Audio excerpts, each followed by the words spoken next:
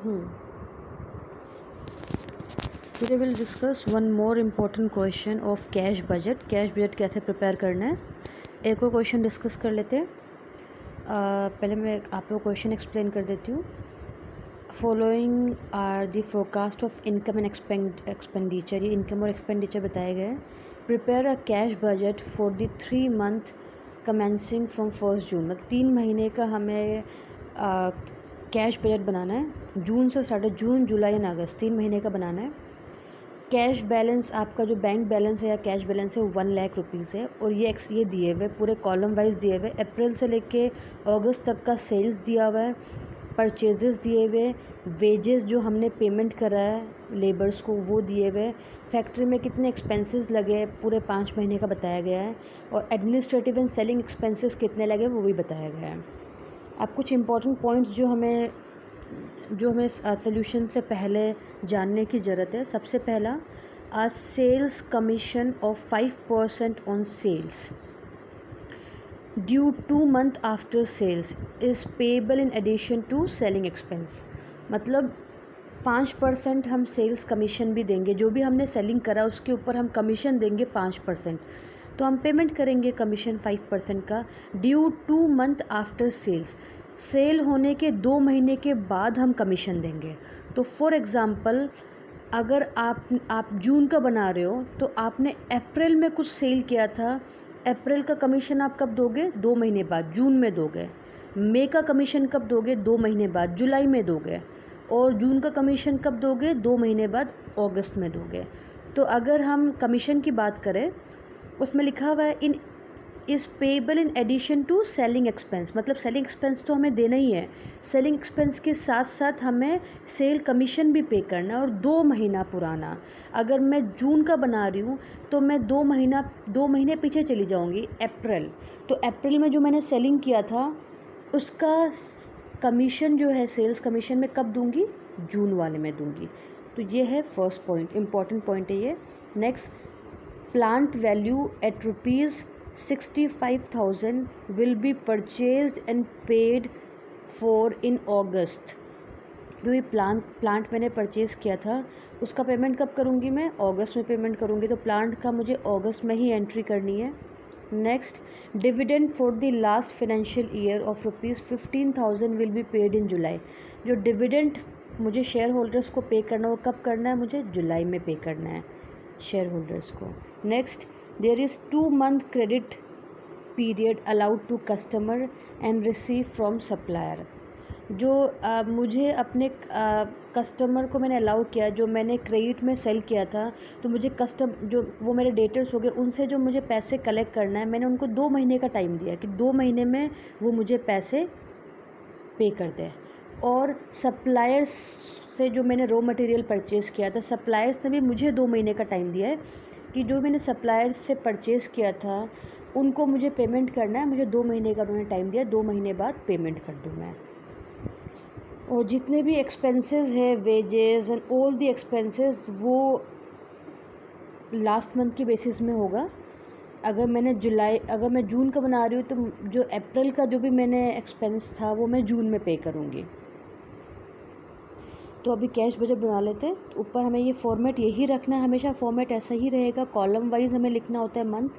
3 month का भी बनाना है, जून जुलाई अगस्त, जो ऑलरेडी गिवन है क्वेश्चन में. ऊपर लिखेंगे cash budget for 3 month up to 31 August 2000, जो भी आपका ईयर गिवन होगा. इसी तरीके से फॉर्मेट बनेगा. सबसे पहले हमें बैलेंस लिखना है आपका, जो भी कैश बैलेंस गिवन है 1 लाख, तो हम 1 लाख कैश बैलेंस लिख लेंगे. नेक्स्ट आपका आ गया कलेक्शन पीरियड. डेटर से हमें कितना कलेक्ट करना है वो हमें लिखना है. डेटर से हम कितना डेटर का जो हमने पॉइंट, जो लास्ट पॉइंट है, सेकंड लास्ट पॉइंट है, उसमें लिखा हुआ है 2 month. हमने डेटर को 2 महीने का टाइम दिया है. तो अगर मैं जून का बना रही हूँ तो हम 2 महीने पीछे चली जाऊँ मैं अप्रैल में. तो अप्रैल में जो मैंने सेल किया था क्रेडिट में, तो वो अप्रैल में जो मेरे डेटर्स बने थे वो डेटर्स मुझे जून में पेमेंट करेंगे. तो तो अप्रैल में मैंने कितने का सेल किया था? 80,000। 80,000 क्रेडिट, कुछ गिवन नहीं होता तो हम ये मानते हैं कि पूरा का पूरा क्रेडिट सेल है। गिवन कुछ भी नहीं गिवन है, कितना परसेंट क्रेडिट, कितना परसेंट कैश, तो पूरा का पूरा मैं क्रेडिट मानूंगी, कुछ भी कैश नहीं है। अगर गिवन होता तो मैं कैश सेल मानती, बट गिवन नहीं है तो मैं पूरा का पूरा क्रेडिट सेल मानूंगी। तो अगर जून का मैं बना रही हूँ, जून में मुझे कितने पैसे मिल रहे डेटर्स से, तो 2 महीने का इसमें ऑप्शन, 2 महीने का टाइम दिया हुआ है कि मैंने डेटर्स को 2 महीने का टाइम दिया था।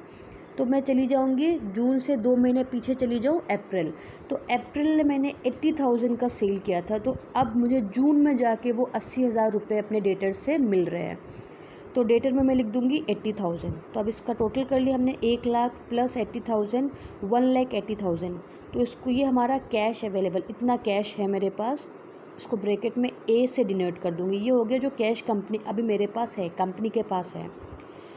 नेक्स्ट आ गया पेमेंट। क्या क्या मुझे पेमेंट करना है, क्योंकि मुझे एंड में चेक करना है कैश बैलेंस कितना बचा है। तो कैश अभी मेरे पास 1,80,000 है, अब मुझे पेमेंट कितना करना है वो मुझे चेक करना है। तो सबसे पहले क्रेडिटर्स। अब मुझे क्रेडिटर्स ने भी 2 महीने का टाइम दिया था, अब मुझे क्रेडिटर्स को पेमेंट करना है। तो क्रेडिटर्स, मैंने क्रेडिटर्स से जो 2 महीने पहले परचेज़ किया था उसका पेमेंट मैं 2 महीने बाद करूँगी। तो अगर जब मैं जून का बना रही हूँ तो मैं 2 महीने पहले मैंने क्रेडिटर्स से कितना परचेज़ किया था, तो मतलब अप्रैल में कितना परचेज़ किया था, 41,000 का मैंने परचेज़ किया था। अब 41,000 जो मैंने क्रेडिट में परचेज़ किया था अपने सप्लायर से, उनको मैं पेमेंट कब करूँगी? अब जून में पेमेंट करूँगी। तो 41,000 आ गया, जून के कॉलम में हम 41,000 लिख देंगे क्रेडिटर्स के। Next wages. Wages last month का होगा, जितने भी एक्सपेंसेस है वो लिखा हुआ है लास्ट मंथ का। अगर जून में मैं मई का पूरा पेमेंट करूँगी, तो जून में मई का वेजेस में चले जाओ तो मई में कितना है? 5,400 मैंने वेजेस में लिख दिया। फिर आगे फैक्ट्री एक्सपेंस। तो फैक्ट्री एक्सपेंस के कॉलम में चले जाएंगे, तो मई में कितना है? 4,200। उसके बाद एडमिनिस्ट्रेटिव एंड सेलिंग एक्सपेंस, तो वापस मई में चले जाएंगे 14,000। तो 14,000 आ गया। उसके बाद सेल्स कमीशन हमने 2 मंथ का लिखा था 5%। तो 2 महीने पहले जो मैंने सेल किया था उसका 5% मुझे पे करना है। तो अगर मैं जून का बना रही हूँ, 2 महीने पहले मतलब अप्रैल में मैंने 80,000 का सेल किया था, तो 80,000 का 5% आपका आ जाएगा 4,000। तो मैंने सेल्स कमीशन में 4,000 लिख दिया। नेक्स्ट आ गया परचेज़ ऑफ प्लांट। मैंने जून में कोई प्लांट परचेज़ नहीं किया है, डैश लगा देंगे। पेमेंट ऑफ डिविडेंड, मैंने जून में कोई डिविडेंड पे नहीं किया है तो उसमें भी डैश कर देंगे। टोटल पेमेंट मेरा हो गया 68,600। तो अब टोटल, इसको हम टोटल पेमेंट को बी से डिनोट कर देंगे। अब क्लोजिंग बैलेंस, मतलब मेरे पास cash end of the month मेरे पास कैश कितना बचा है जून महीने में, तो टोटल कैश 1,80,000 से मैं 68,600 को माइनस कर दूंगी, तो कितना बचेगा? 1,11,400। ये मेरा कैश बैलेंस है जून महीने का। अब ये जो क्लोजिंग कैश बैलेंस है ये नेक्स्ट मंथ का क्या हो जाएगा मेरा? नेक्स्ट मंथ का मेरा हो जाएगा ओपनिंग बैलेंस।